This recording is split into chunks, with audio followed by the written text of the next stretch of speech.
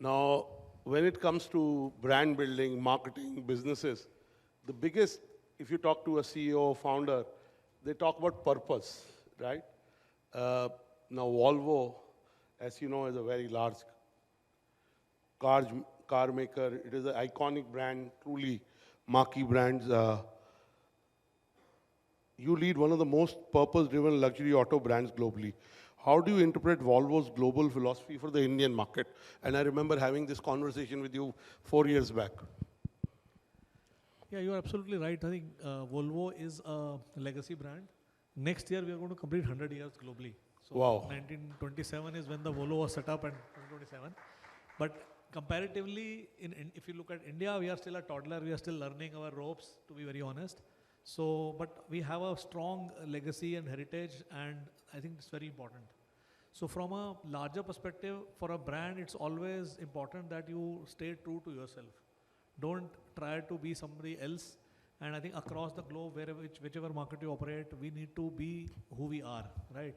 And that has stuck with us. So every brand has a strong gene or a DNA, right? For us, as you rightly said in your address also, our core is still about safety. But we have a very large, I would say a very huge connotation of safety. It is not just about keeping people inside the car safe. That's the starting point, obviously. That was the starting point that, okay, we want people to be safe, but we want this to be extended to beyond cars, right? So people around us should also be safe. If you are talking about, I think, road accidents, India has the highest number of road accidents. So we need to ensure that not only we are safe, we ensure safety for everybody else.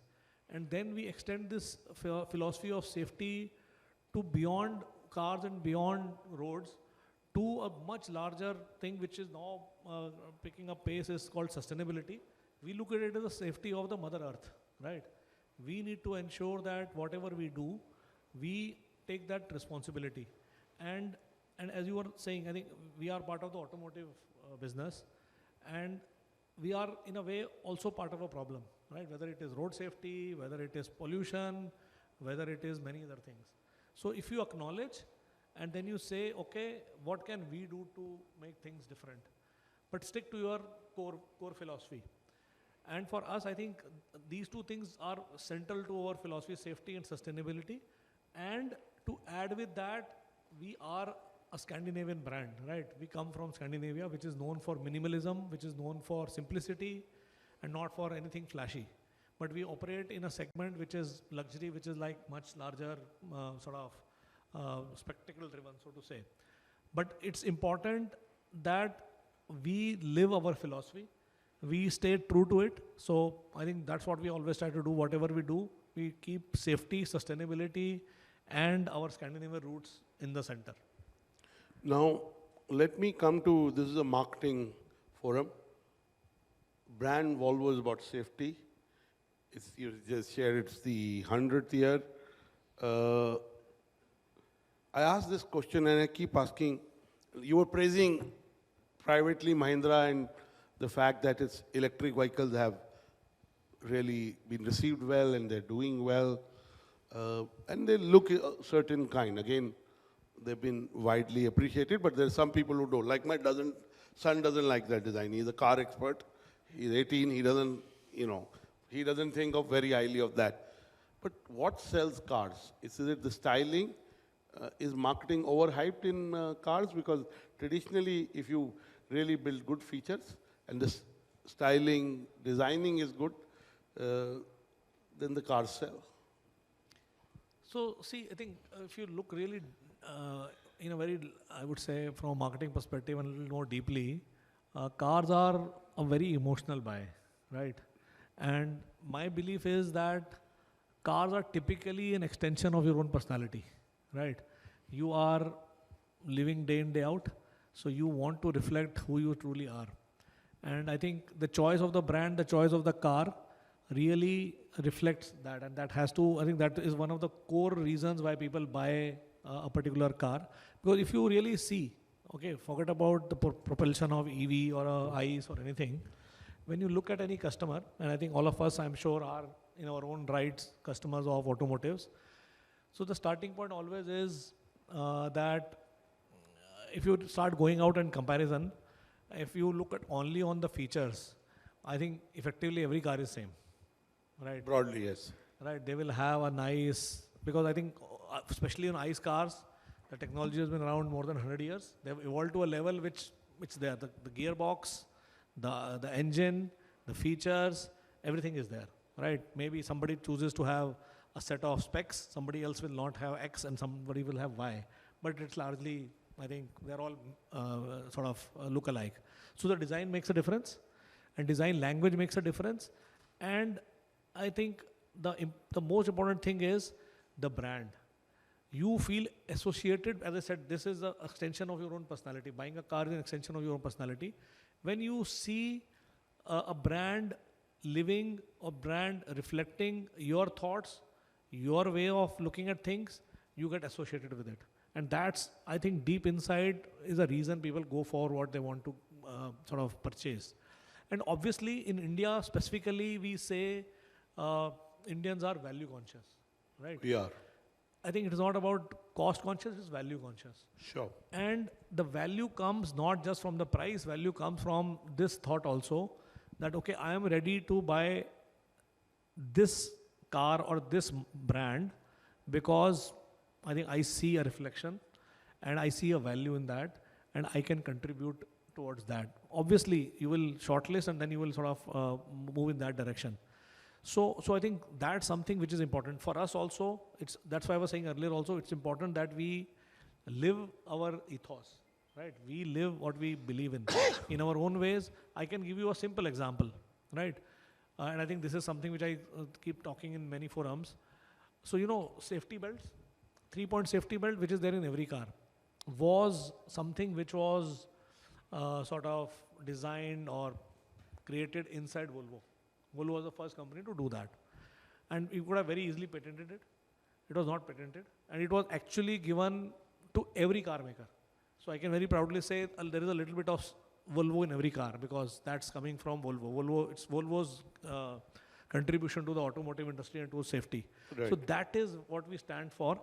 And that's how I think customers understand you for things like these. And this is one example. I think I can tell you so many other things which we have done, but it's a simpler one. But at this stage, Anurag, I think I want to use this forum because since I think we have that right to talk about it, since I was talking about safety belts, you know, how many of you sitting here when you are in a car, not driving, when you are in a car sitting not in a driving on the front position, especially in the rear seat, wear a safety belt? 1, 2. Yeah, I think And about 5, 6, 7 people. Yeah, 10, 11, 12 people. right. So I think Out the of point, 120 plus, so less than 10%. right. So I think this is a very, I would say, educated, progressive group. Where you have almost 10%. Right, and this is only 10%. You can look at India, it will be even lesser than that. And I think many times when you get into an Uber or something and you are sitting in the rear seat, you want to try it out, it's like so dirty because nobody has ever used it, looks like, and you want to clean it before you wear it, right? But my point is, I would want, at least starting as a small group, this group to take a pledge with me that wherever you sit in a car, whether you're driving, not driving, sitting in the rear seat, sitting in a shared taxi, sitting in your friend's car, you will always wear a safety belt. I think that will be our sort of ode to the engineer who developed this. And I think in India, we have the highest number of road deaths. I can tell you, every car company comes out and says, we have this feature of safety. We are NCAP, 5-star and all those things. I think the primary safety feature in a car is a safety belt. All those features will fail if your car belt is not on. If you're not wearing a safety belt. So I think please take a pledge. With a raise of hand, I would request, will you do that from now on? So I think, thank you so much. Vivek is already using. He was one of those already doing that. He did. But very briefly he did. But I think it's important. And I think this is what we really mean, that I think it is an extension, not something for us. I think for the larger society, for larger good, we should all do that. Now coming back, as the MD of Volvo in 2026, what are the 2-3 priorities you have or wish list you have for Volvo and the car industry? See, as I said earlier, as an industry, we start with this acknowledgement, and at least we are brave enough to acknowledge that, okay, as an auto industry, we are part of certain problems, right? And we need to address that. I personally believe, especially in India, and I think for Volvo, electrification is a very important route to take. And I think it's good for the industry also. I'm not just talking about myself. I think for industry, it's important for India. And I can tell you 2-3 very important reasons why it makes sense. Starting point obviously is that I think in India we talk about pollution all the time. Come Diwali, come winters, I think that is something that you'll see a headline and then it sort of goes away. But we need to do something about it. And while there is a lot of discussion of emission shifting from place A to place B if you are buying an EV, but the reality is EV is a much better technology. When you look at purely from a, let's say, efficiency perspective, conversion of fuel to power, I think EVs are very, very, I think the best you can get right now. So they can take care of the pollution in our cities. If we have higher number of, I think if you look back in Delhi especially, many of you who have been around, I don't know, 20 years back, 25 years back, when Delhi government said, okay, we'll convert all the buses to CNG, and it had an impact, right? Sure. Now we are moving Imagine all the... if we hadn't done it. Yeah, we hadn't done, what will be the situation now? So now the buses are shifting to EVs, cars are slowly, two-wheelers, three-wheelers, everything is now moving to EVs. So electrification would be important, and for us that's part of our central issue, because we believe, not because it's an emerging technology and we need to participate and sort of gain share there. It's more than that. It's about we want to be part of this solution in our own way. And hence I think this makes a lot of sense that we should be doing more push towards electrification for us and for the industry.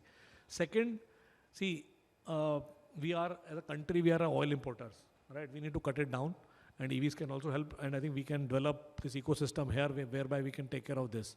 And the third important thing for a country why it makes sense is that if you see, I was talking about the Indian companies, I think we are making big leaps and I think positive movements towards the global automotive business.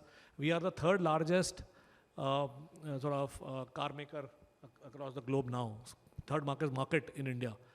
But the thing is, are we the leaders globally? Still not. Why? Because I think when the markets were developing, we were still a developing economy. But when it comes to EV, we have an opportunity. EVs are an emerging technology. If we can take a lead, if the ecosystems are there, and government of India is doing a lot to support that. So EVs make sense because then they can create, we can become a manufacturing hub globally. We can create a lot of jobs in this, because this is something which will happen, whether we want it or not, because of all these COP conferences that happen and the signatories, all the countries, we'll all have to go there, because we need to take care of, as I said in the beginning, of the Mother Earth and take the responsibility. So I think electrification is one of the key things as an industry. I would like this to move and for betterment of our country. Now, Mr. Malhotra, also you primarily in India play in the luxury segment. Okay, luxury is very, very cluttered as a segment.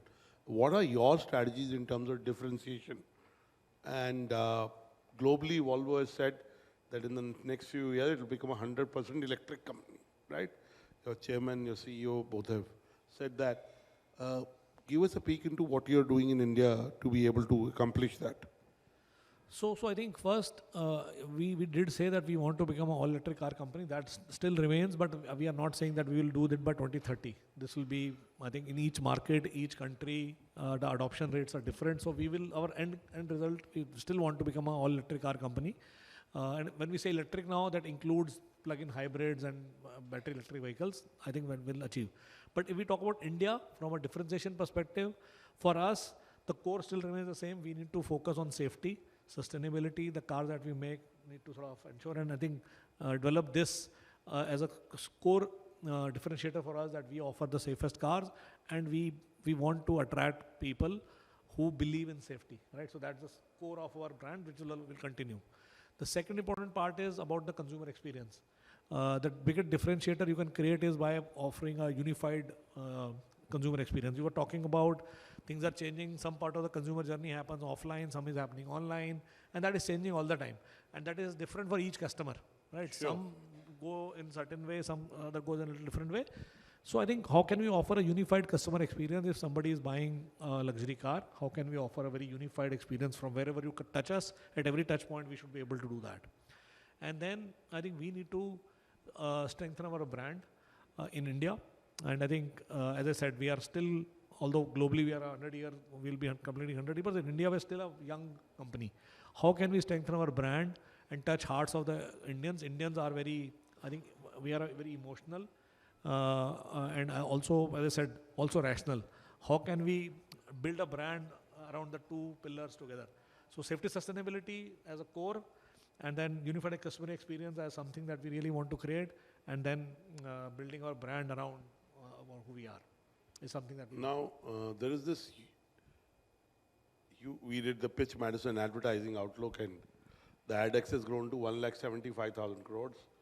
We did the Densu AG's, we do the E4M Densu digital outlook. ADEX is growing, and digital is growing. Now, when it comes to, I know, you have a marketing team, you have a communication team, but the brand is the starting point. As you said, the car features are broadly the same.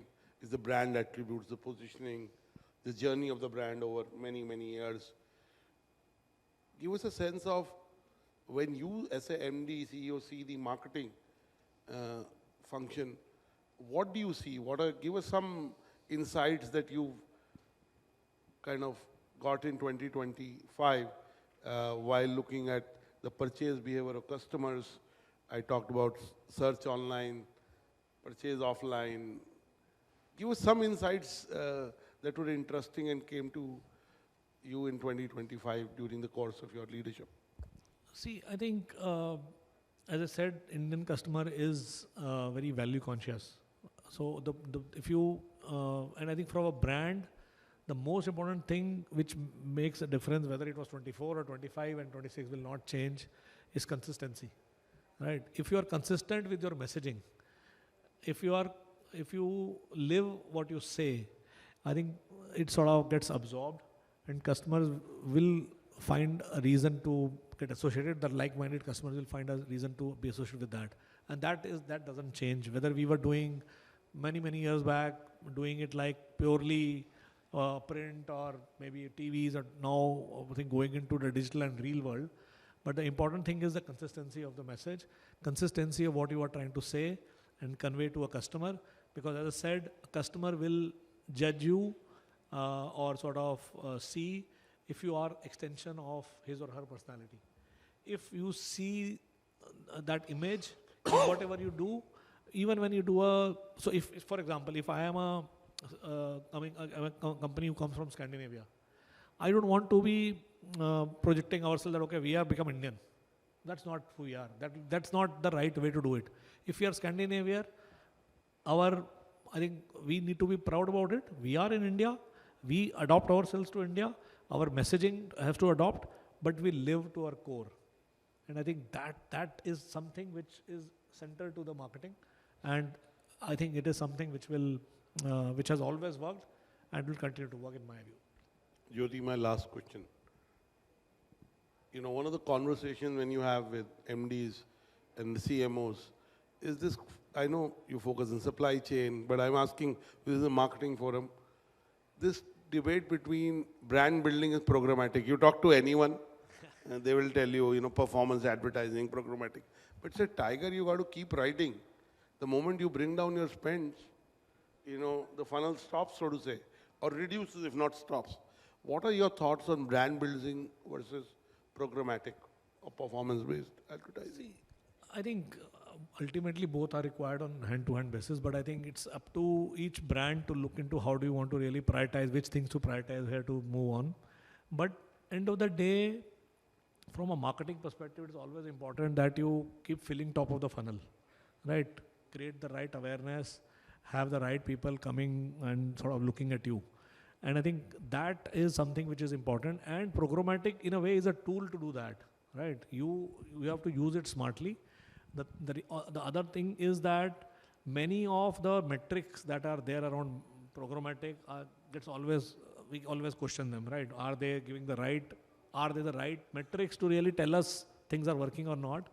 So I think in that funnel, the most important thing is, which is also not difficult to measure, is generally the top of the funnel, how that starts from there, and end of the funnel, what you only get out of it. So if your mix is working well between the message that you give, the media that you use, whether it is through programmatic or in whichever way, then it works for you. And it's an iterative process. You can't, and I think digital marketing and programmatic marketing, all this is quite new for us, although we have been doing for some time, but it is an iterative process. We are learning as we go, and then we sort of improve on that, and we try different things. And then I'm sure for every company, different combination works. And I think we all need to figure out what is that mix for you, which will work best for you. Yeah. The most important thing, which is the truth, you talk to the large FMCG brands that have been around for 100 years and more, they'll tell you that performance has a role to play, but brand building has a bigger role to play. You know, because ultimately if you build a brand, it creates a pull and a connect that really builds market share, so to say. We have an audience. If there are questions from the audience, would you like to ask Mr. Malhotra some questions? If you have a question, raise your hand and ask a short question. Anybody has a question? Vivek, can we get the mic to Vivek?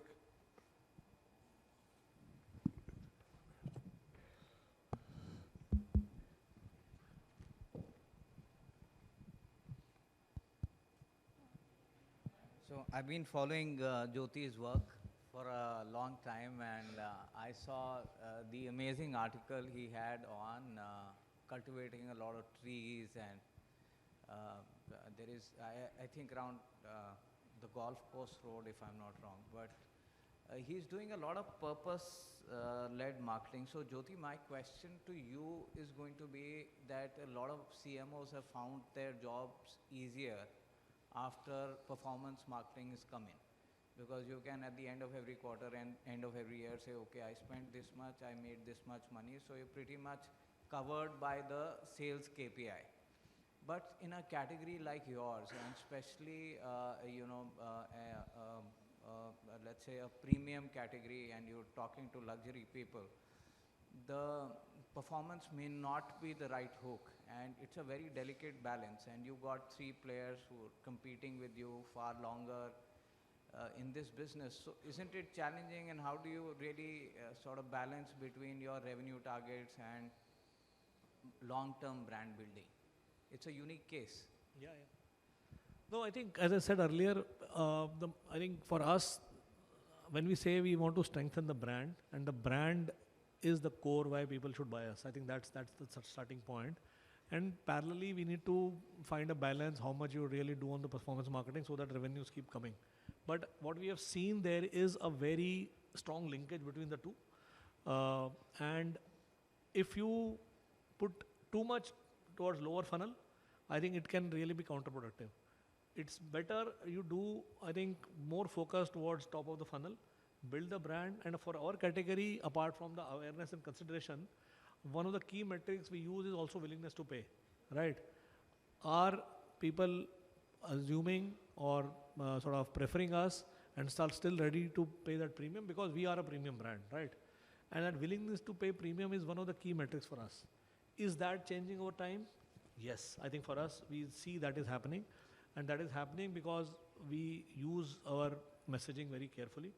Even when we try to do any tactical or anything to fulfill the overall performance, we are always conscious of not giving up on the basics of what we want to do. So we have to follow, let's say, our global guidelines with regard to that. Sometimes, as I said earlier, we are a Scandinavian company. We are known for minimalism. We are known for simplicity. Even our message has to reflect that. We can't be loud. Suddenly, we can't be somebody else and then try to reflect somebody else. So our car will always look very simple because you need to like them the way they are. And that is something, and I was talking about earlier, that consistency is important, because when the pressure on revenues come, sometimes you tend to say, okay, let me take care of this first, and okay, this can take backseat. But that consistency, that patience to avoid doing that too many times. Sometimes you will have that pressure to maybe try something new, but largely doing it in the right way most of the times is crucial. And I think that's how we try to do it. Thanks so Good. much. Yeah. How many of you own a Volvo car? Anyone who owns a Volvo car? Vivek, at least you should own one. Yeah? I drive, one of my friends used to have a So, you know, some of you can be your customers. I want to end by asking you the last question. My boss has a Volvo. Very good. Good. My last question. It's a large company globally. It's a very big brand. It's an iconic brand. I'm not going to use the word iconic loosely. As a leader of such an organization, what's one leadership maxim that you follow or formula, you know, to be able to lead the team, to be able to grow the business, to be able to live the values that Volvo stands for?